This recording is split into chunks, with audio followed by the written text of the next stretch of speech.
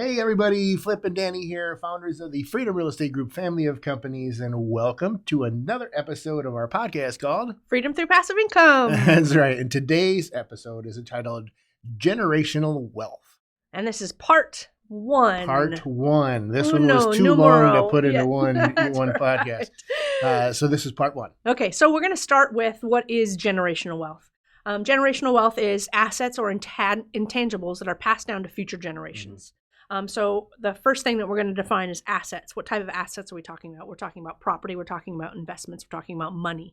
What about the intangibles? What are we talking about there? We're talking about financial education. We're talking about your values. We're talking about your habits. Those the things are that all are the most overlooked. Yeah. Yes, exactly right. Those are all things that can be passed down as you're raising your kids. So generational wealth is really created by keeping more of your money. Flip and I always talk about two skills in money. You can make it, and then you got to keep it. And then you get to spend it. You always forget the third step. That's why the number two skill is so hard. It is. So we know that, there's lots of stories that we've all heard about people inheriting wealth, right? And they don't value it as much because it's just been given to them on a silver spoon. Free money. Yes. And so it ends up going away, and it ends up going away really, really fast. So that's what we're talking about here. And the second question is, why is important? It gives you and your future generations to come more freedom and more choices in life. You know, you might have, or your parents might have grown up on a shoestring budget, and working 60 hours a week, for 50 years or whatever. But they built up the wealth so that way you don't have to. That's right. And then you don't have to work 60 hours a week or whatever. You might not, or whatever. But anyway, so it's generations, building on generations down in the future. Absolutely. All right, everybody, if you're watching on LinkedIn or Facebook or YouTube, this is your chance right now. Now you see the like button right here, and you see the heart button right there. This is your chance in the video to smash these buttons. Make sure you hit that heart button. Make sure you hit that like button if you like what you're seeing and if you enjoy what you're watching. But this is your chance right now. Smash! And just remember, this is how we show social media algorithms that you like what we're sharing. So if we're adding any kind of value over this 365-day series, we hope you'll help us out by sharing the love. Yeah. So again, Hulk smash!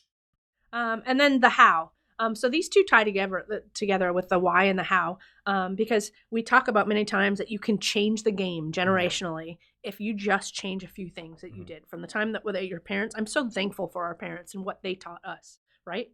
If we make a few tweaks, then we pass down different lessons and different values and different habits to that. And if we continue to do that, every generation gets a little bit wiser, a little bit, smarter financially.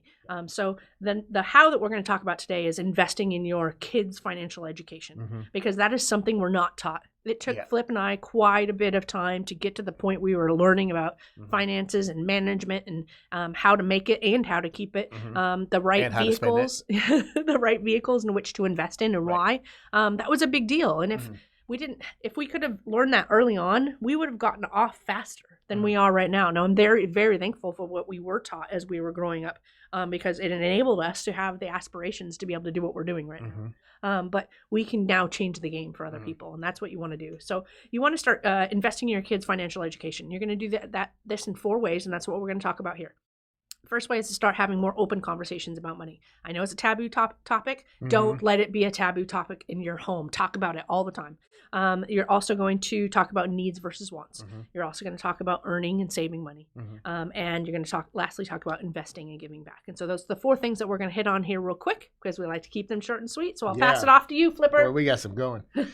So money conversations, make it a game, make it fun. That's right. Because you don't want to be, son, let's sit down and talk about cash. In fact, there's a game called Cash Flow for Kids. That's right. And Rich Dad, is that Rich Dad, Poor Dad, Robert Kiyosaki. Yep, he's the one that created it. Right. That's why I thought, just making sure. Yeah. I didn't want to misquote. But so like I said, make it fun. Have a good time with it.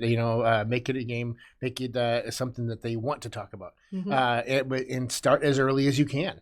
We've got some friends. They've got one guy. He does flips and he's got his son. You know, I don't even know how old he is, 12, 13 years old or whatever, at the closing table signing documents. That's right. There's another friend of ours that they've got, I don't know how many units that they own, thousands of units, but some of the buildings are in their kids' names, you know, and so it's just, and then you just heard yesterday, someone who just had a baby. Yes. And they said that they're going to buy 60 units for her this year. Yes. Not even 1 year old, and they already have more units than I did at 1 year old. That's how you do it. That's exactly right. So, but it start. I don't think you can start any earlier than that. That's pretty impressive.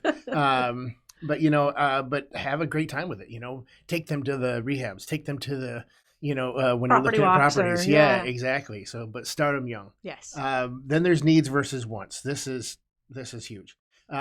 Talk about the depreciation and things. We always talk about cars. Yeah. Right. I talk about cars. You talk about cars. You don't talk about cars. You listen about cars. I do. I talk about cars. But even new cars versus used cars. New car, you drive it off the lot. It depreciates the second you drive it off the lot.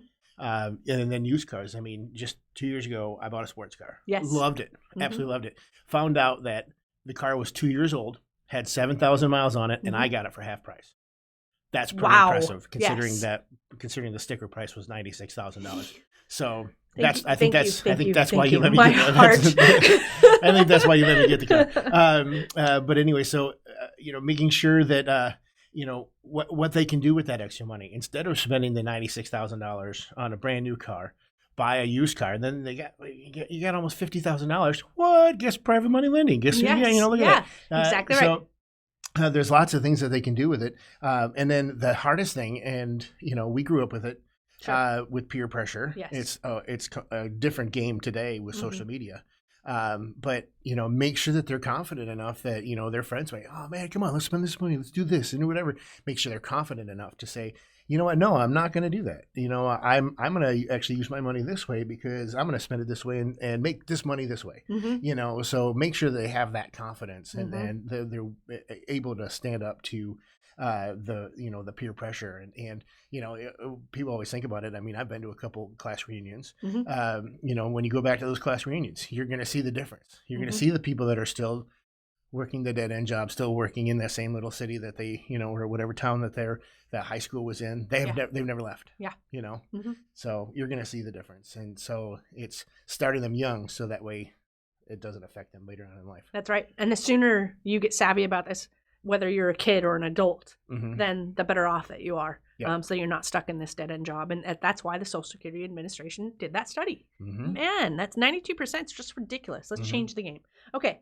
Flip didn't leave me much time, so I'm going to go super fast. The number 3 that we want to talk about is earning. You know, you can do things like creating a business together. I know kids that are out there with lemonade stands, and they're just changing it up. They're doing really cool things that we didn't even think about as kids. So create something together or allow them to pursue. We see kids on, what's that show, Shark Tank, you know, that have created something. So just do something fun with them. That's how you teach them because you made it fun, which applies to number 1. So teach them to pay themselves first. 15 to 20% of what they make sure that they're setting that aside. That money can get divided up how you guys see fit. Allow them, obviously, the ownership of their choices, but how much should be used for giving back? How much should be used for investments? How much should be used for savings? But pay themselves. Then whatever's left is going to be covering all the bills, and whatever is left after paying the bills is going to be used for fun. Teach them about good debt versus bad debt. And then if there's no money after paying all the bills and they've paid themselves first, they paid the bills and there's nothing left, well then teach them about, okay, how can we make more money? Right. Or how do we decrease our expenses? So we went through that in other episodes, so I won't keep on going. The last one is investing. Teach them what you're learning here. You know, get them on those Robert Kiyosaki books for kids and the game and just do it with them. I think that's what it's just so fulfilling for the parents to be able to give the time and to be able to know that they're making a difference in their kid's life. Join groups, read books, etc. And then giving back. Help teach them the oxygen mask principle. That's right. That you put it on you first because you have to be making money in order to give it back. That's right. So the more you make, the more you can give back. And that's an important principle a lot of people don't think about. That's right. And so I know we'd like to keep these short and sweet. This one went a little long. And this was just part 1. Yes. So again, make sure you join our groups, facebook.com/groups/ Freedom Through Passive Income. And then our group on LinkedIn as well. Just go to the LinkedIn little search tab and type in Freedom Through Passive Income to find our group of We also have our website right down here, which is freedomcapitalinvestments.com. And we also have our YouTube channel. Make sure you stop by any of our channels or our groups or whatever. Like, love, heart. Comment, join, subscribe to our channel, do whatever you need to do, but let us know how we're doing. And again, we always like to end with Invest smart. live happy. Bye, everybody. Bye.